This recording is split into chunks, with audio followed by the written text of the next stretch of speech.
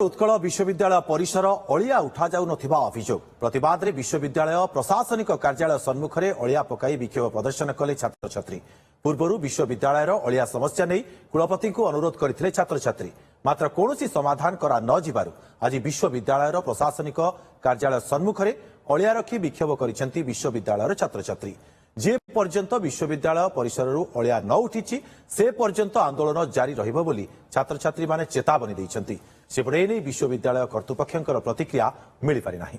5 दिन तले आमे आम विश्वविद्यालय जे मुख्य भिसी को भेटी आमे गोटे दाबी पत्र देइथिलु कि कैंपस रे वर्षा जोगु बहुत सारा अलिया आवर्जना हे जाइछि, जोति पय कि मशा बढ़ी जाइछन्ती एवं डेंगू रे मध्य छात्र छात्री माने पीड़ित हेलेनी। तो ताकू जल्दी सफा करा जाऊ गोटे नियारा ढंग रे आमे आज छात्र छात्री माने हॉस्टल आसी आमे कैंपस रो अलिया को आनी विश्वविद्यालय कर्तृपक्ष भिसी ऑफिस सामने पकेइछु एवं एते सब परे मध्ये ए पर्यंत समस्यार समाधान हेइनी।